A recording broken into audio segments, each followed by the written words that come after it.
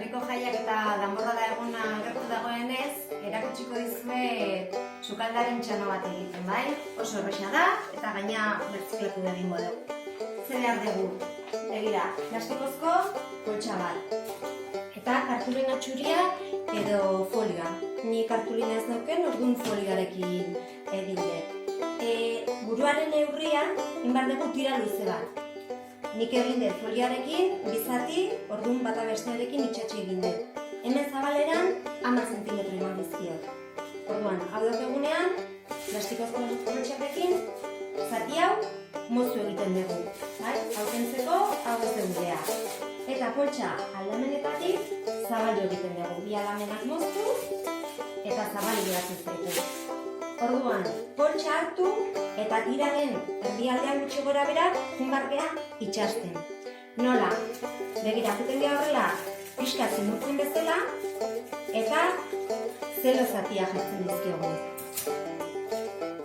Hau baita bestela grapagailuarekin baita egin dezakezu, bai? Nik, zeloarekin erakusten dizuet. Orduan, pixka zimurtu eta zeloa jarri.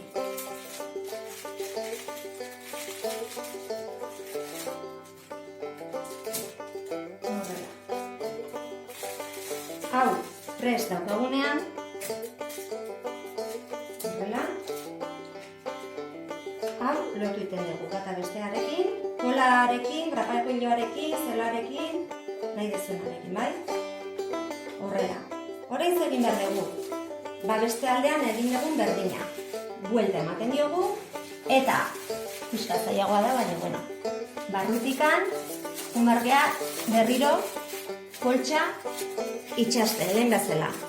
Gutxinaka zimurtzen juten geha.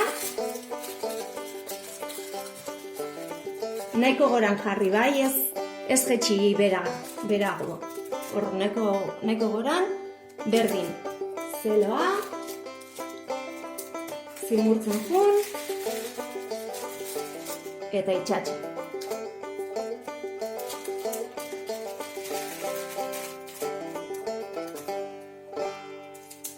Bale, horrela daukegunean, hemen ikusten duzu zabalik geratzen dela, orduan hau barrurak asartu behar dugule bai.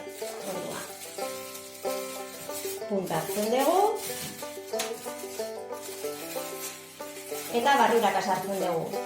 Hemen, berdin, zeloa, grapagailua, eta beste aldetik, berdin, bai? Pixkat volumena ematen diogunean, hau pixkat moldatu egiten dugu, listo okiko gondun. Gure txanoa, danborrada jotzeko. Gustatzea espero dut.